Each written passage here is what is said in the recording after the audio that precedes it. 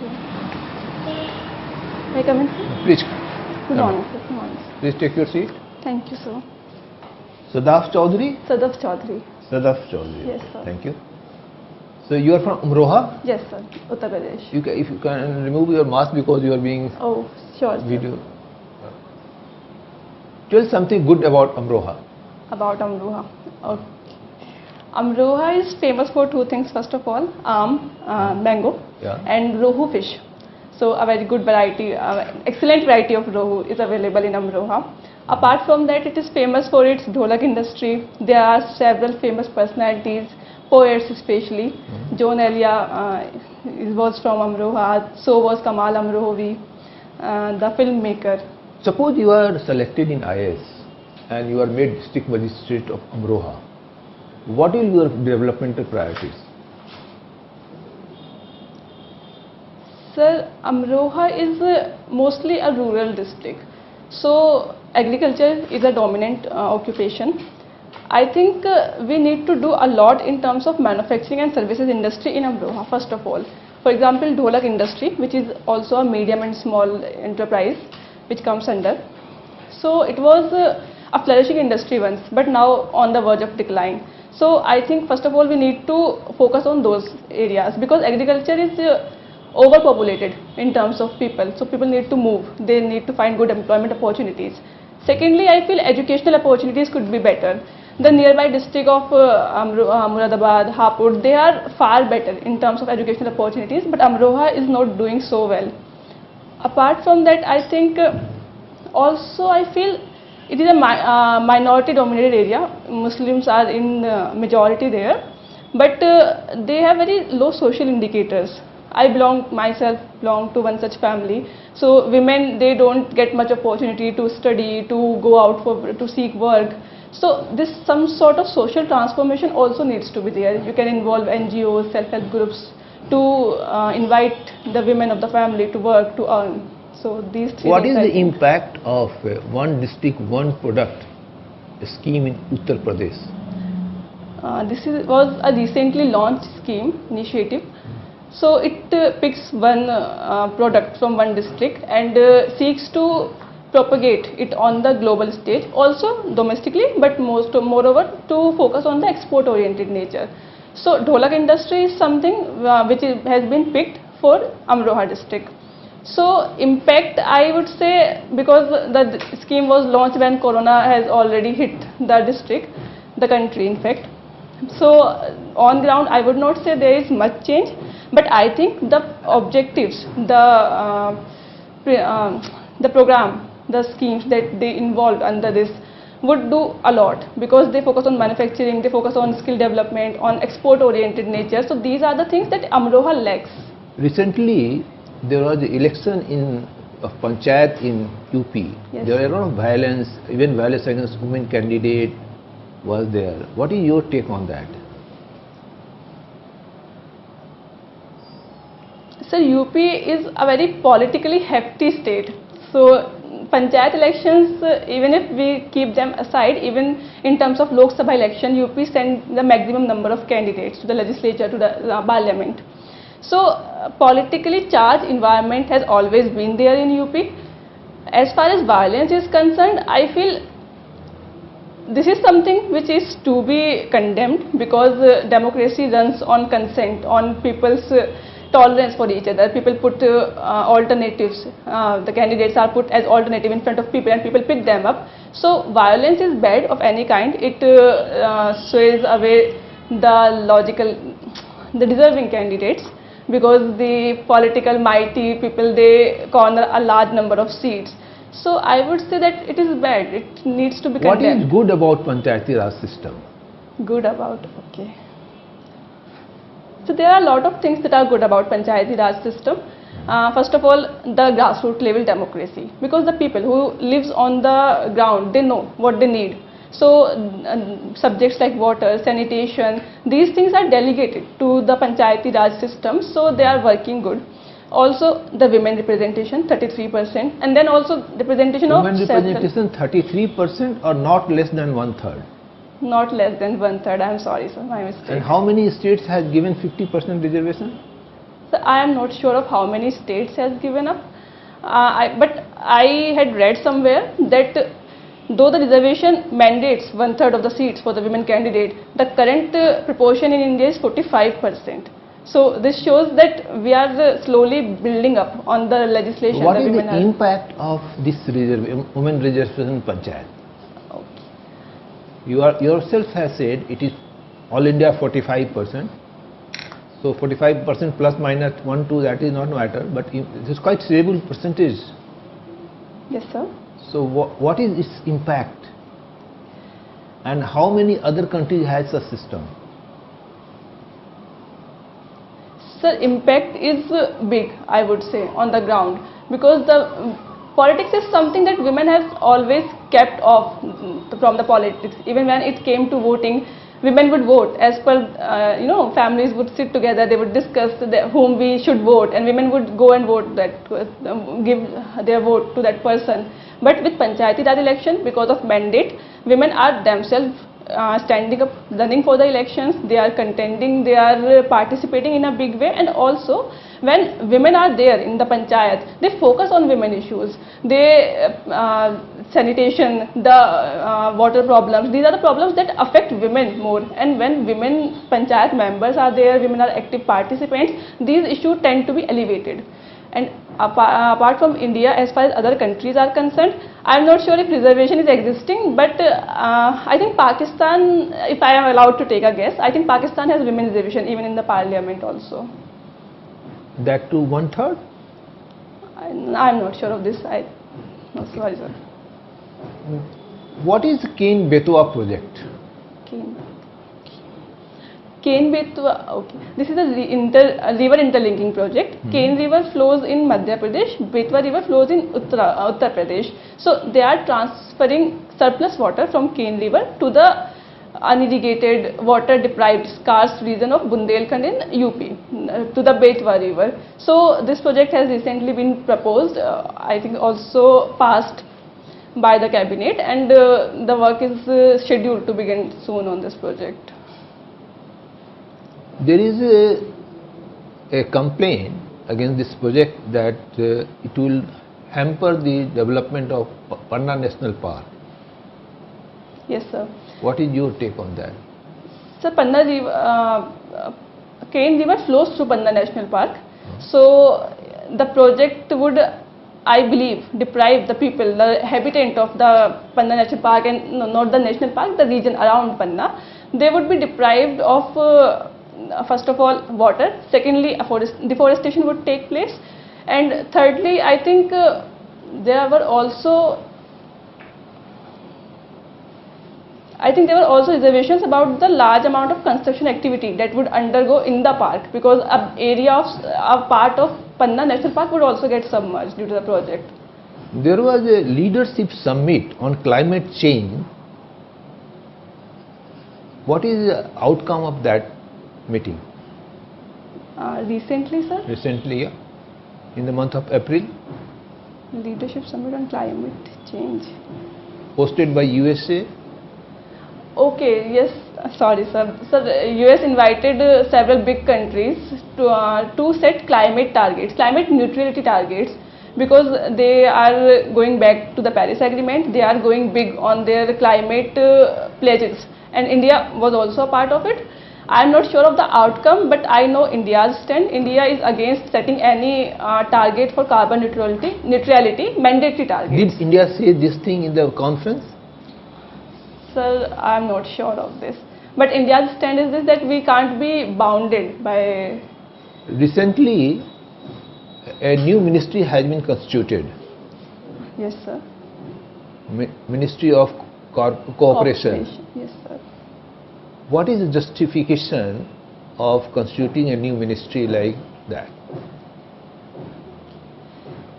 Sir, if we talk about the legal point of view, Constitution in Directive Principles of State Policy mandate promoting cooperatives. So states in India has been doing, it is in a state list, 7th schedule of Constitution in state list. So states has been doing, they were promoting cooperatives in a good way also. But recently there has been a lull in the promotion part, and there were also many fake cooperatives, there were scams in cooperative banks also, financial impropriety. So I think center, because of COVID also, people are out of work, the economy is shattering. So the center might want to provide people employment, to engage them into gainful productive activities, and to create an oversight mechanism that no such sort of financial propriety or in fact lack of resources happen. So I think this is the justification that might be given in this context. Okay. My last question is, Yes, sir. what is the progress of India in achieving sustainable development goal? Sustainable development goals is a set of 17 goals, and India has been doing well, I would say. Though there are several goals, especially gender equality, the SDG 5th, and there is no poverty, SDG 1, where India is lagging behind. But I think in fields like affordable energy, climate change, and providing sanitation, water supply, clean water supply, drinking water, I think India has a remarkable progress. But we still have a long way to go, because we can't progress as much as we want to if we maintain things like gender inequality, because you can't keep half of the population out. As per the recent assessment, where it stands? What is the progress from as compared to last year? Sir, I am not sure of this, what's the progress. Professor Satish? Okay. Sorry, sir. Thank you, sir. Sadaf Yes. Chaudhary. Yes. It's very good to know that you have given first preference to IFS. Thank you, sir. And then, why is it so? Most of this is not the trend. Any personal, you have an interest in Yes, sir. Interest, I would say, since my childhood, I was very interested in reading these reports about what is happening globally. I remember I had a habit of reading since very childhood, and newspaper was the only thing that I could lay my hands on, because back then we don't have so much resources. So I would read every editorial, everything. So I sort of developed a genuine interest. Very good. This is very good. Any role model in IFS? Any of the IFS officer in your mind whom you want to? Sir, there are a lot of good officers have been there. Your role model? I would say I was reading about a few diplomats. So I found Mr. J.N. Dixit's tenure to be very striking. First of all, he had many challenging postings, because he was India's ambassador to Pakistan when Pakistan was lobbying against Kashmir thing. He was also in Sri Lanka during the IPKF operation. So he handled many challenging operations quite well. He still had a sense of humor, because there was an anecdote, if you allow me, I would like to quote, that once General Ziaul Haq visited Bangladesh, India and this Sri Lanka, and he remarked that Indian ambassadors are like 5 feet. They don't have very tall persons, because General Zia was very tall. And through this, J.N. Dixit replied that we don't want. He had written a couple of very good books. Yes, I have read it. Yes, you sir. read it. So he was like, we don't want to act like a big brother. So we have, somewhat less taller diplomats posted. Very good, Sadaf. Recently, another foreign secretary, retired foreign secretary, he has written a very remarkable book which was much appreciated in the media. Have you gone through it? I think Choices by Shiv Shankar Menon. Choices, I think. Choices, Geopolitics and Asia. No, sir, India, I have not read it. That has come out last week. Okay, I'll read it, sir. Thank you. Thank you for letting me know. Sadaf, the image of India has been dented during the second wave of pandemic. Yes, sir. And it was badly damaged. Being an IFS, or if you are supposed to be an IFS officer posted either in Delhi or outside, and the responsibility is given to you to at least address the malign image of India which has been projected by the media, what will you do? What kind of initiative will you take? So I need to tell you the initiatives, or what I would say to convince people? Whatever you say, that will go through your initiatives. Okay, sir. Sir, first of all, I would like to tell everyone that India was doing really well in terms of first pandemic. We had very low number of cases, and because we need to balance economy as well as the health of the people, that's why we started opening up in before second wave happened. So this was a prudent decision on our part, but things didn't go as we planned, because things don't always go as we planned. However, whatever happened, we take full responsibility of that. We have diverted our as much resources as were required towards the field of health. We made provisions, we converted our hospitals, our army bases into hospitals. The citizens, they were there was help pouring in from the citizen sides also. And as far as the management is concerned, I think India was trying. There was ICMR, which was genome sequencing. There was 2 vaccines developed in India. We were trying to get them to the people. But in a country as big as India, with the population of 130 billion, there are always supposed to be a few mismanagement, a few... Okay, Sadaf. Last week, the Foreign Minister of India, he visited few days back, even 3-4 days back, the Gulf countries. Now he went to Russia, and there is a very clear message to the Indian diplomats. Please look into and convince the OIC, Organization of Islamic State, is going to meet, and they should not raise the Kashmir issue. Yes, sir. So if you are one of the officer given this responsibility, how will you go about it? So If they are determined to raise the issue in the forum on Kashmir, how will you protect the Indian interest?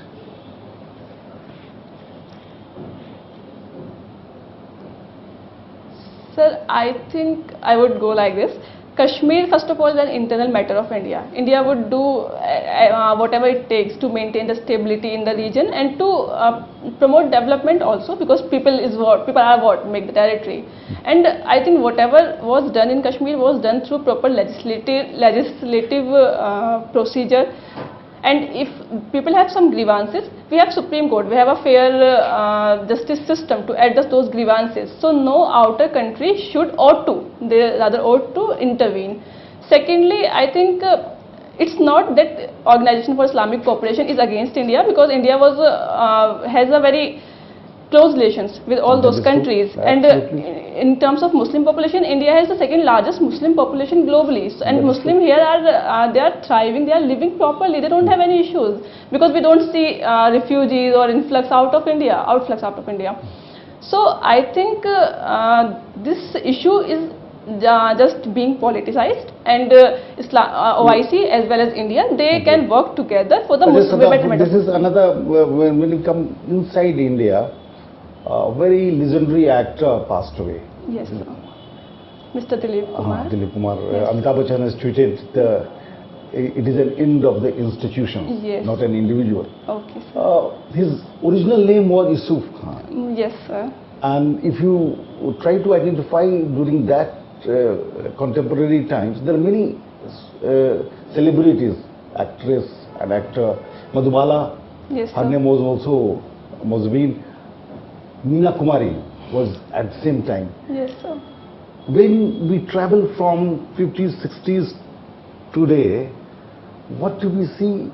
The Bollywood, which is called Hindi cinema Jagat, was very secular structure. Yes, sir. But in the last few years, there is a debate related with the Khan, one after another. Amir Khan, sometimes Shahrukh Khan, Okay. sometimes Salman Khan.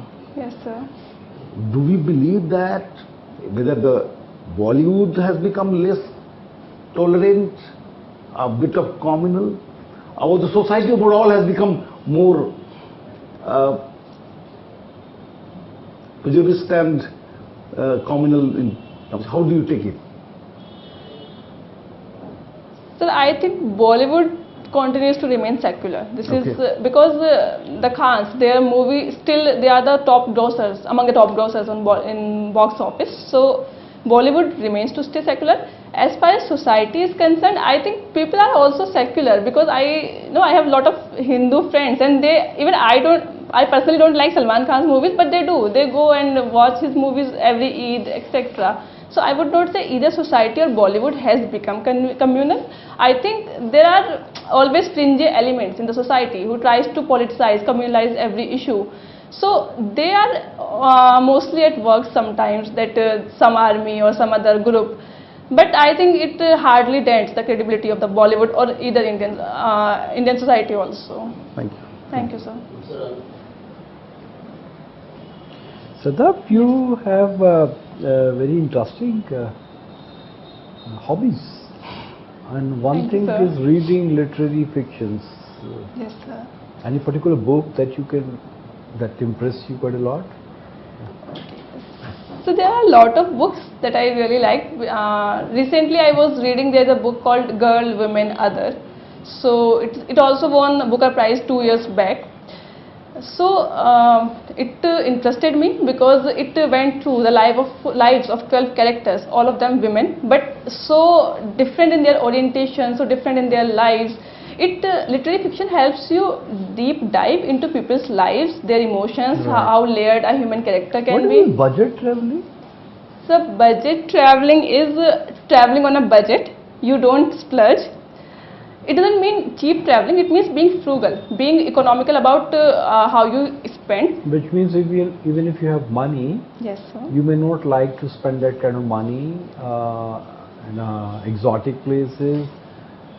Don't stay in swanky hotels, right? That kind of thing. Sir, there are two things. When you go on a resort, vacation, far away resorts, etc. So you are just being with yourself. You relax, you spend time with yourself. What happens in budget traveling? People often travel in groups, they stay in hostels. You get to meet a lot of new people. You get exposed to different cultures. So now it depends upon a person if he or she wants to spend time with his or her own self. And Let's say if you're going to a place like Rio de Janeiro okay, in Brazil, okay. what are the places you would like to see, to know about the city, to know about the country? So I have not explored international traveling as much, so I don't have much But idea about Brazil. what you let's say Okay, just forget land. about Rio. Okay, Let's say if you are traveling to a place like Bangalore, okay. so what are the things you would like to see so that you know about the place? Sir, there would be many things because Bangalore as a city is really beautiful, though it is has earned a bad name over years because of the traffic things and the IT sector, etc. But I think Bangalore is a beautiful city. So I would first try to visit the landmarks. For example, I think there is a Mysore place near Bangalore, so you can go there. Then there are Chikmagalur is a location, coffee plantations are there. So there are many homestays where amid the coffee plantation. So you can book them very cheap and you can stay with the local people there. And then there are other places must be there. I'm not sure much about Bangalore, sir. What about Sabji Mandi of that area? Sabzi Mandi. No? I think, sir, if there are many, for example, we have Azadpur Sabzi Mandi in Delhi, so which is the Asia's biggest. So if you have something specific, there is Sabzi Mandi, which is a classical architecture, some is there, or You some. see, if you want to know the place, Hmm. you must be traveling in a local transport. Yes, sir. Do something what the locals do. Yes, sir. Then only you will come to know. Yes, sir. Otherwise, your first statement, budget traveling, does not really go pretty well with your second statements that you would like to go to Mysore, you would like to go those places, like those tourist places. These are tourist places. Okay. Like you have been, it seems I could gather that you are interested in those gender studies because the kind of book that you have read, Okay. while you are responding to questions from my colleague, that the conditions of your community Yes, sir. of the women is not that good, but that's not in India, that's Everywhere. across the world. What particular thing you would like to do to correct this, and why it is so? So first thing that comes to my mind is education. Education is very important. It not only gives you an exposure about the world around you, but also allows you to seek opportunity outside. Once you are educated, you know about people who have done wonders in their life, and you you know things, you are logical. If someone tries to oppress you or keeps you inside, you can have logical arguments with them. And once you start working, you can gain financial independence. So I think these are tiny things, but they matter a lot. If a woman from a conservative household wants to move out, wants to establish herself independently. No, but Sadaf, my question is how?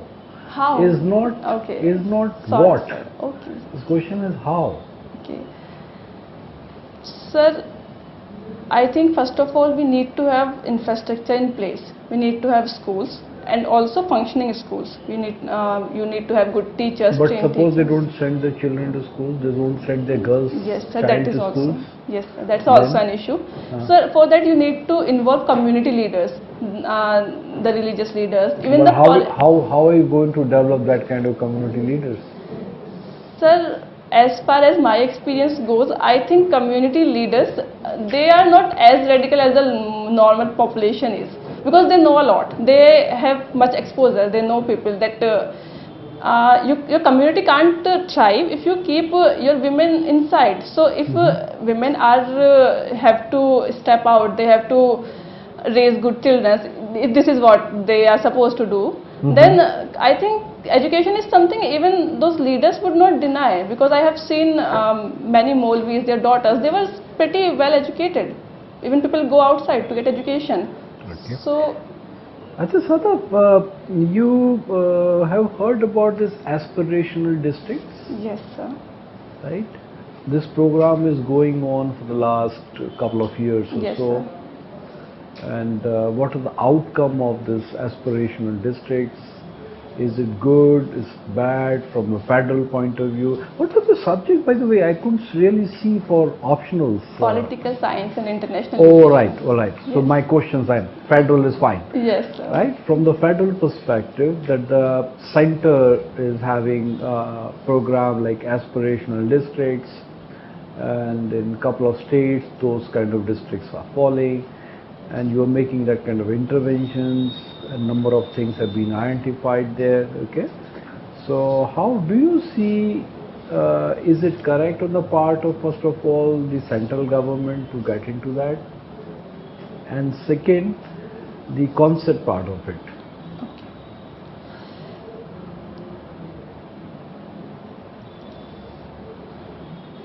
Sir, as far as the federal aspect is concerned, it is not just a federal-led initiative. It is led by center, but it is based upon cooperation and coordination. There are Prabhari officers. Prabhari officers are the district magistrates, the local SDM, etc., which belong to the state cadre. So they coordinate, cooperate among themselves. They learn from their nearby district which are doing good, and this mutual thing, it works. So central leading several districts which are very low in terms of socio-economic indicators is not a bad thing, because we have such precedent also. There were targeted programs like desert area development program or drought prone area development program, and they yielded good results. So if something is working out and people are getting elevated in terms of their development, I think it works. And as far as Okay, Sadaf, I gathered that you have fairly good understanding about the Pakistan things that is going on. sir. I have two questions on Pakistan. My first is about some development which has taken place in Pakistan for decentralization of powers. Have you heard about Decentralization reforms? decentralization of the governance? No? No, sir. No. Okay. Let's say if you are posted there in Pakistan as an IFS officer, what are the things that you would like to do to correct the relationship or to improve the relationship between these two countries, which is very hostile? How are you going to present India there in Pakistan?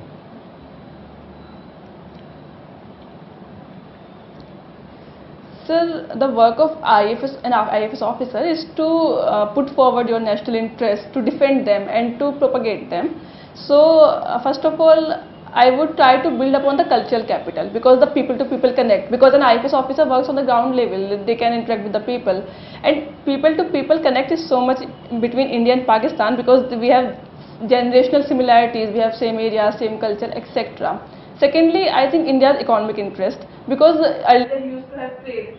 It was not so much in India's economic interest, but I think opening trade lines is always good, because Do you think that India and Pakistan have a direct trade linkages? That's what my last question is, alright?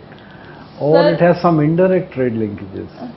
earlier trade used to take place to the border areas. I think it was indirect, because Pakistan would they would leave their consignment with the Kashmiri traders, and then Which they is the would biggest export to Pakistan from India through indirect route? through indirect routes.